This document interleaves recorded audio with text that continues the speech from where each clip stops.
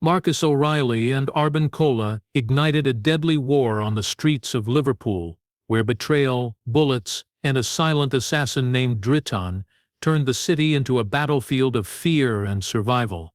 Please subscribe and share for daily new update of gang crime story and watch till end. Liverpool had always been a city of shadows, where narrow alleys whispered secrets and neon lights flickered over streets soaked in rain.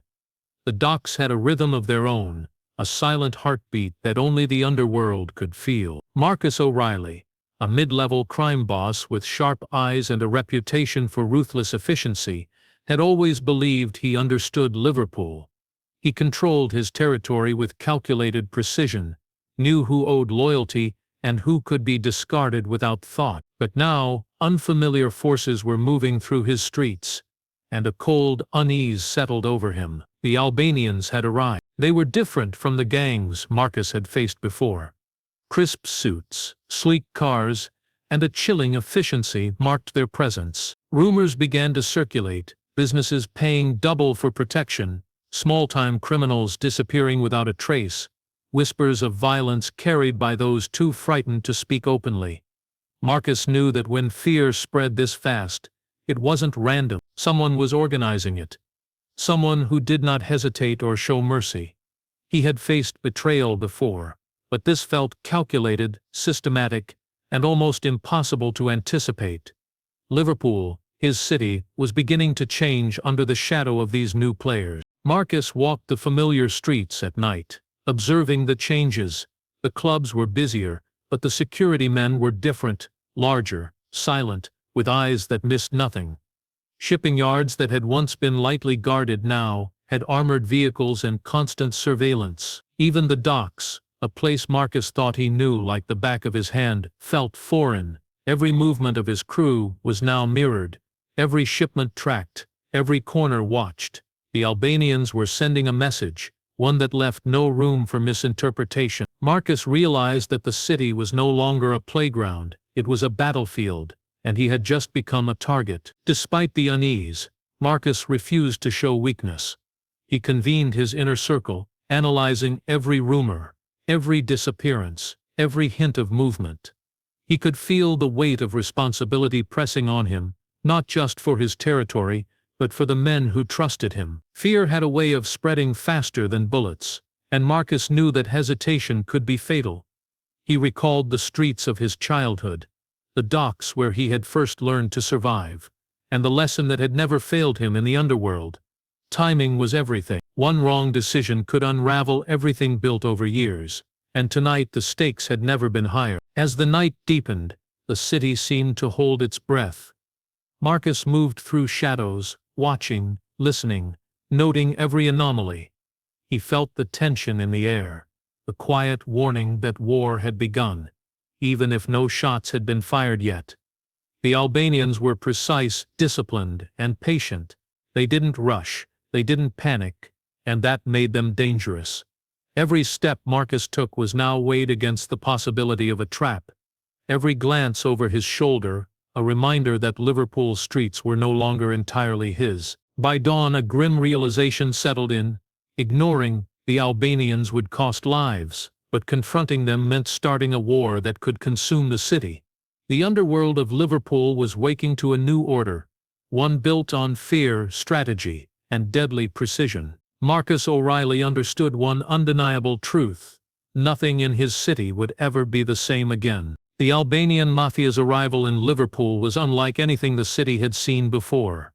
Led by Arben Kola, a man with cold intelligence and unmatched discipline, they moved like shadows across the city, taking territory silently and efficiently. Arben's men were precise, never leaving evidence behind, and their methods were a mixture of intimidation and cunning. They didn't just want control, they wanted absolute dominance.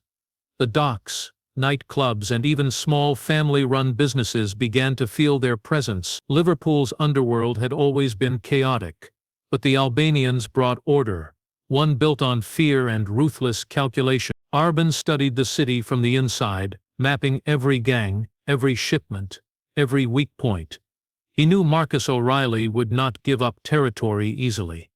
But Arben also knew that patience was more powerful than immediate violence. Small, controlled strikes, threats sent to the right people, and mysterious disappearances began to unsettle the local gangs. Businesses reported paying twice for protection. Street-level criminals vanished, leaving a chilling silence where chaos had once been. Every action Arben took was measured, and with each calculated move, his influence spread. Liverpool's streets were no longer safe, and the city's underworld was beginning to feel like a trap with no escape. The Albanians had allies and informants in unexpected places. Dockworkers, taxi drivers, and even nightclubs provided small but crucial information. Arben used this network like a spider weaving an invisible web across the city. Every shipment Marcus sent out, every meeting he held, every move his crew made was being watched, logged, and reported. By the time Marcus realized the extent of their reach, it was almost too late. The Albanians had created a labyrinth of influence where one wrong turn could end in death. Their reputation grew with every whisper, and fear became a currency more powerful than money. Arben's presence was like a shadow over the city. He rarely appeared in person, letting his enforcers, men trained for precision and brutality, enforce his will. One such man, Dritan, became a phantom of the streets, striking swiftly and disappearing before anyone could identify him. Rumors of his efficiency spread like wildfire, and even hardened criminals began to hesitate. Liverpool's underworld had always been violent, but now it was strategic, with tension in every corner, every alley, every nightclub. The city felt the invisible hand of the Albanians, a presence that demanded respect and fear in equal measure. Marcus knew he had to respond, but he also realized that rushing into conflict with Arben would be suicide. Albanians were organized, disciplined, and patient, and their network inside Liverpool was growing every day. Every failed attempt to strike back only strengthened Arben's grip. The city's familiar chaos had been replaced by a dangerous order, and Marcus understood that surviving this war would require more than violence. It would require intelligence, allies, and a strategy that could match Arben's precision. Liverpool's night air grew colder as Marcus looked over the city he thought he knew. The docks, the clubs, the streets he had walked for years now belonged to a new force, one that played by its own rules and showed no mercy. Arben Kola had arrived, and with him came a war that would leave the city scarred. Every shadow held a threat, every step required caution, and the underworld of Liverpool braced itself for the storm that was only just beginning. Marcus O'Reilly realized that patience could no longer serve him. The Albanians had been steadily expanding their influence, and silence alone would not protect his men or his territory. He decided to act, targeting one of the Albanian-controlled shipments at the dock. The plan was precise: strike quickly, take control, and send a message that Marcus O'Reilly's power was not to be underestimated. His men, seasoned and loyal, prepared for the operation under the cover of night, unaware that the Albanians had already predicted their every move. The night air was thick with tension. As Marcus and his crew approached the shipment, crates stacked high along the docks created shadows, offering hiding spots for anyone with eyes in the dark. Footsteps echoed against the metal containers, and every sound seemed amplified. Marcus felt a familiar adrenaline, the kind that sharpened focus and made every instinct scream with clarity. But as they neared the shipment, the silence was broken by the sudden crack of gunfire. It came from all sides, and chaos erupted instantly. The Albanians had set a trap, and Marcus's men were caught in a deadly crossfire. Bullets ricocheted off metal crates, smoke filled the air, and shouts of fear and pain mixed with the deafening noise. Marcus saw friends he had trusted for years fall around him, and for the first time in his life, he felt the sting of true uncertainty. The Albanians moved like shadows, striking with precision and vanishing before retaliation could be effective. Marcus ducked behind a crate, heart pounding, as he calculated his next move. Survival depended on instinct, and instinct alone could not win this battle. The docks, once familiar and controlled by Marcus's hands, were now a war zone. Crates were splintered, fires burned in abandoned barrels, and the water near the pier rippled with panic. As men tried to escape the sudden ambush, the Albanians were everywhere, yet nowhere at the same time, using the chaos as a weapon against Marcus's crew. Every second felt like hours, and with each fallen ally, the weight of responsibility pressed heavier on Marcus. He realized that this was not just a raid gone wrong, it was a lesson in strategy, and one that came with the highest cost. When the shooting finally ceased, Marcus counted his men. Several lieutenants were gone, others wounded. The shipment had been lost, but the message was clear. The Albanians were organized, ruthless, and always 3 steps ahead. Fear spread through Marcus's ranks, a quiet but unrelenting force that began to erode confidence. Liverpool's streets were no longer his alone. The city had become a battlefield, and Marcus understood that the war he had just entered would demand everything: loyalty, intelligence, and a willingness to face horrors he had never imagined. As dawn broke over the docks, the smoke from the fires drifted toward the city. Marcus O'Reilly stood on the wreckage, surveying the cost of a single night of miscalculation.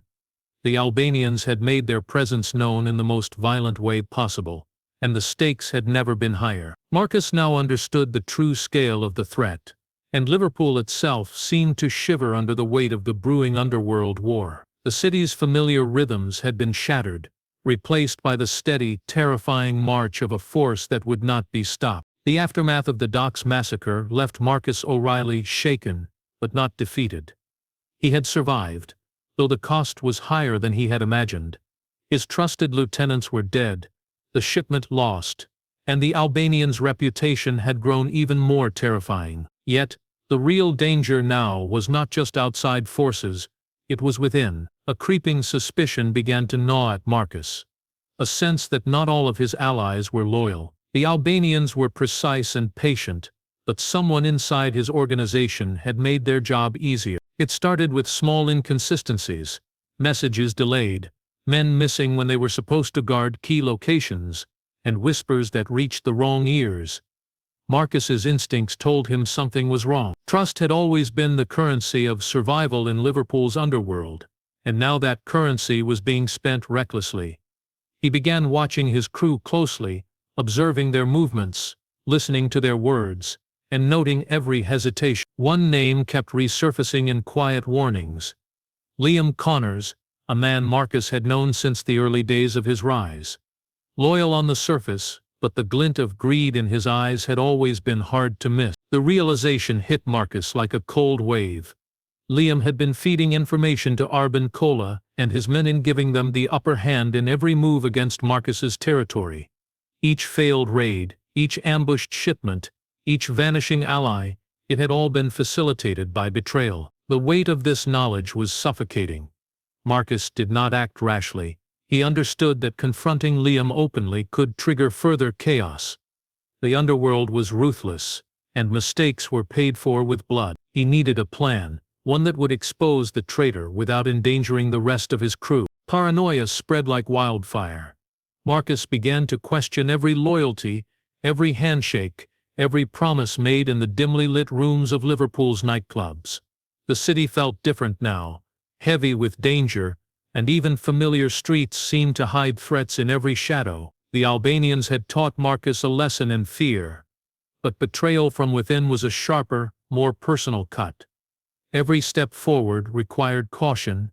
Every decision carried the weight of life and death. Marcus realized that surviving meant seeing the unseen, predicting the unpredictable, and preparing for consequences that were already set in motion. The betrayal was not just about information, it was about control.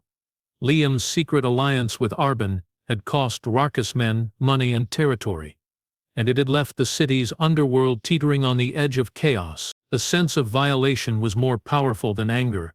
It was a recognition that trust was fragile and loyalty could be bought. Marcus knew that the streets of Liverpool had become a place where even those closest to you could turn into instruments of destruction. The Albanians had invaded the city, but betrayal had made the invasion easier, and Marcus now had to fight a war on 2 fronts: the visible enemy outside and the hidden enemy within. As night fell over Liverpool, Marcus sat alone in his office, studying the map of his territory.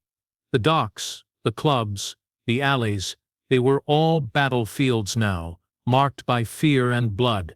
He understood that he could no longer act solely on instinct. Strategy was required. Liam Connors was a threat, but so was every man who might follow him.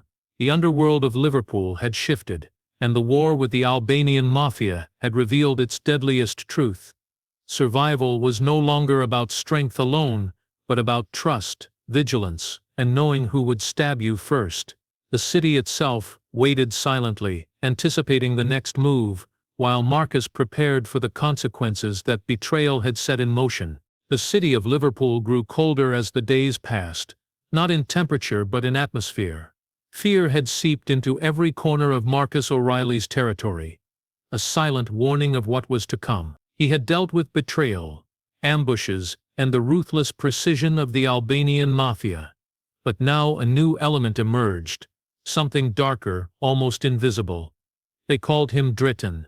No one knew where he came from or how he moved so swiftly, but the stories of his killing spread like wildfire. Marcus's men began to disappear without warning. No gunfire, no struggle, just sudden silent deaths that left behind nothing but dread. Dritan became a phantom in the streets. He struck with terrifying efficiency, eliminating key players in Marcus's crew, and vanished before anyone could respond. Rumors grew more chilling with each incident. A man found lifeless near the docks, a guard quietly removed in the dead of night, a shipment stolen without a single confrontation. All were whispers of Dritan's presence. Marcus realized that brute force alone would not be enough to fight this ghost. He needed intelligence, patience, and precision. The war had escalated from a battle of numbers to a game of strategy and survival. The Albanians were no longer just competitors. They had become predators, with Dritan as their most dangerous weapon. Every meeting Marcus called was shadowed by the possibility that the silent assassin was nearby, watching, waiting. Even the streets Marcus thought he controlled were unsafe.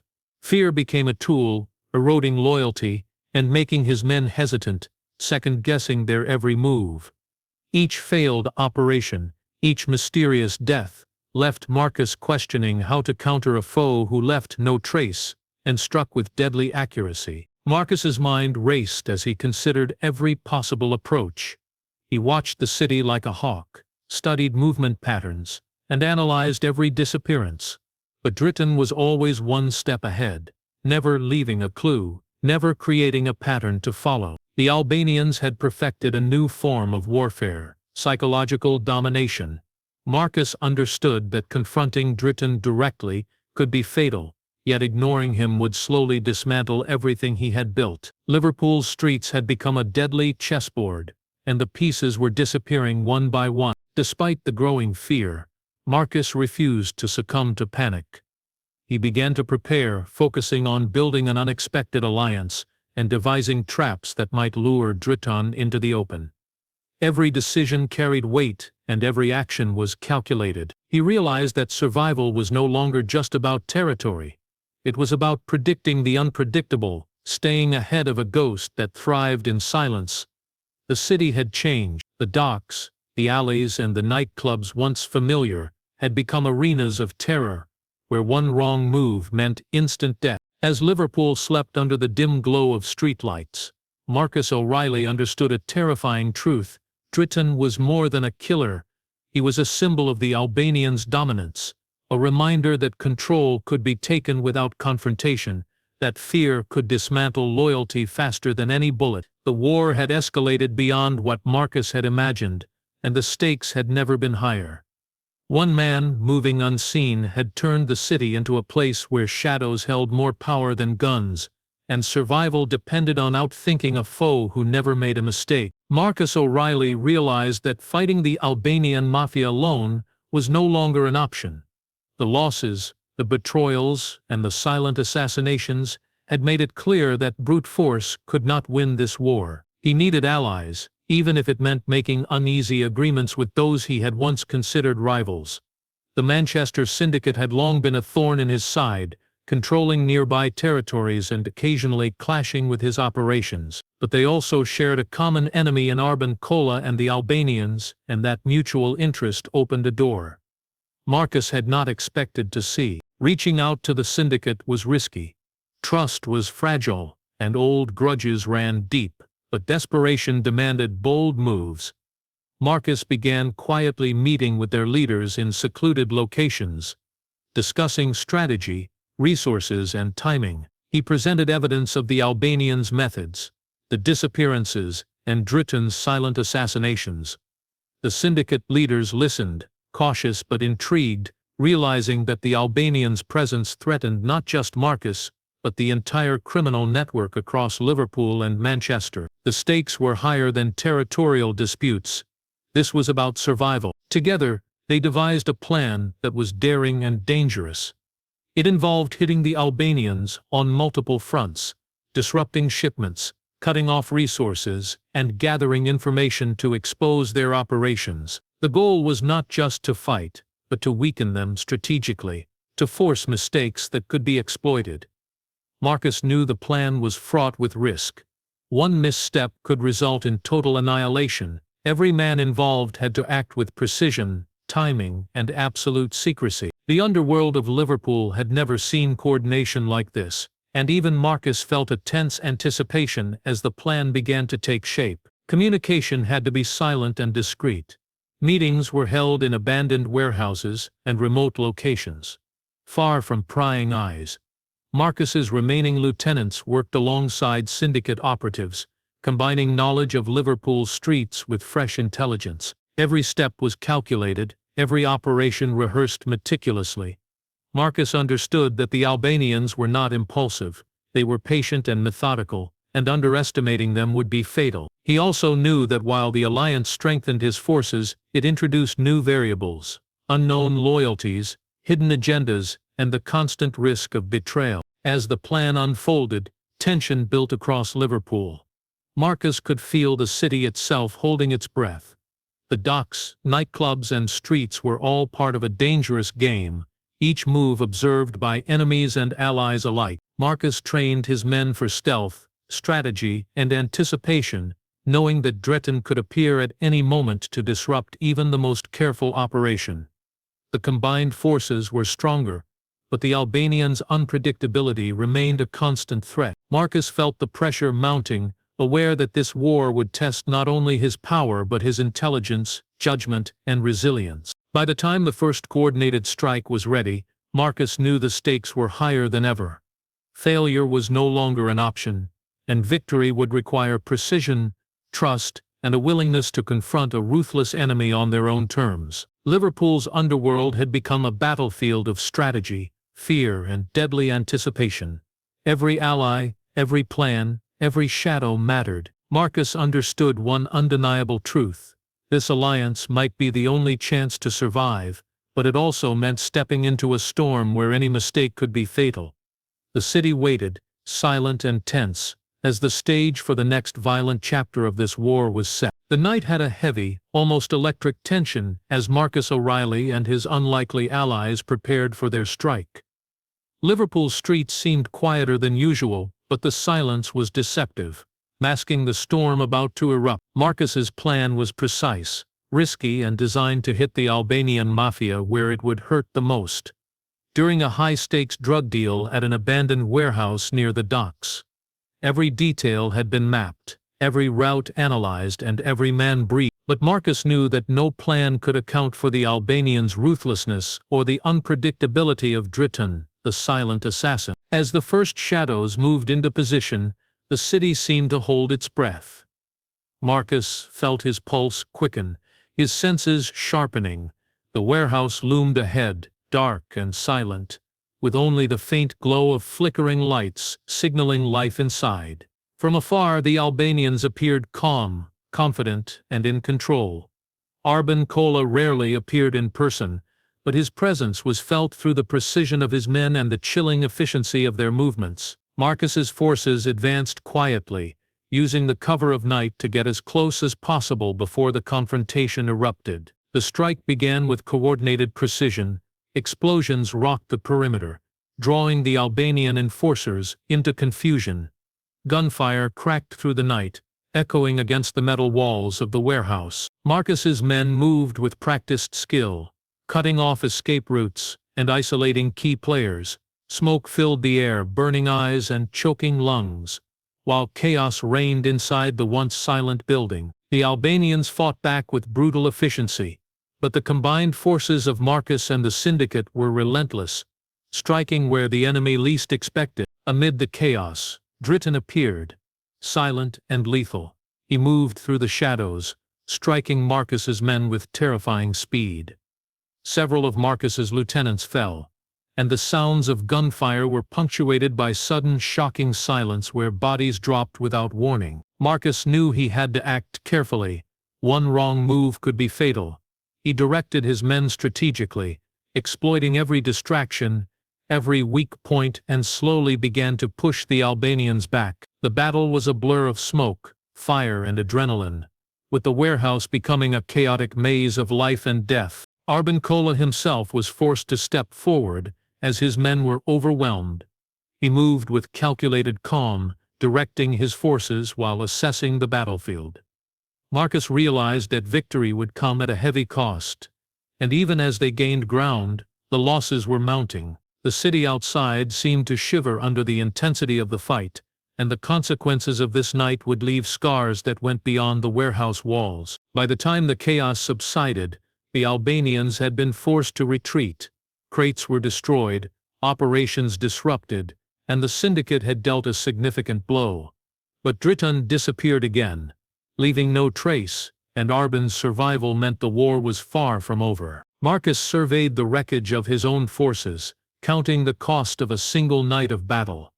Liverpool's underworld had witnessed a storm of violence and strategy, but the true danger remained: an invisible enemy, relentless and patient, waiting for the next move. As the first light of dawn touched the city, Marcus O'Reilly understood that, even in victory, the Albanians' shadow loomed.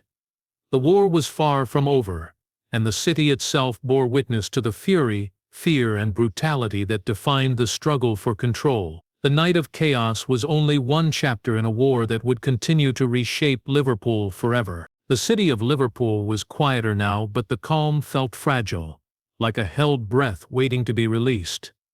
Marcus O'Reilly stood on the rooftop of an old warehouse, overlooking the docks, surveying the streets below. The night of chaos had left scars across the underworld, burned warehouses, shattered shipments, and the bodies of men who had paid the price for loyalty or misjudgment.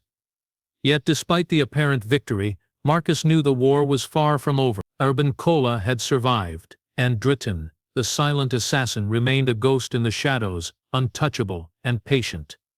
The Albanians were wounded, yes, but not defeated. Marcus walked through his remaining territory, noting the changes that had taken place.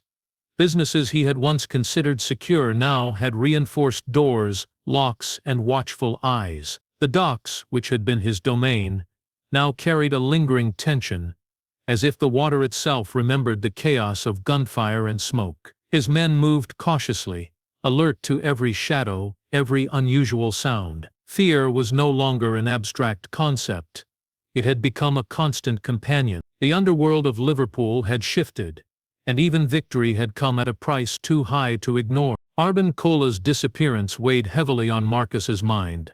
He knew that the Albanian leader would return, sooner or later, and when he did, he would be more cunning, more prepared, and more dangerous. Dritan's presence lingered in the background of every operation, a reminder that not all threats were visible. Marcus understood that the war had changed him.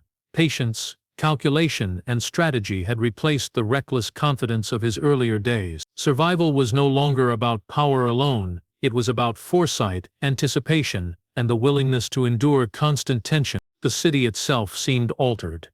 Liverpool's underworld had been forced into a temporary truce, an uneasy silence, where everyone waited to see who would make the next move. Marcus reflected on the lives lost, the friends betrayed, and the territory he had fought to protect. The price of dominance was clear, and the consequences of underestimating the Albanians were stark. He had survived, but survival was only the beginning. The war had taught lessons that could not be unlearned. Trust was fragile, loyalty could be bought, and fear could be as powerful as bullets. Even as the streets returned to a semblance of normalcy, shadows remained.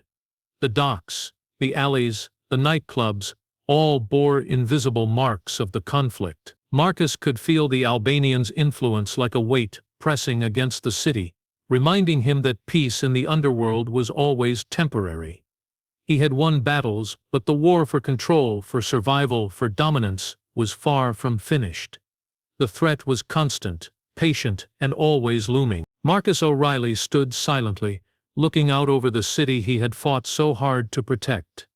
The sun rose, casting light on the streets, but the darkness of the war remained in the corners, in the alleys, and in the hearts of those who had survived. Liverpool's underworld had been scarred, its power structures shaken, and its people reminded that control was never absolute.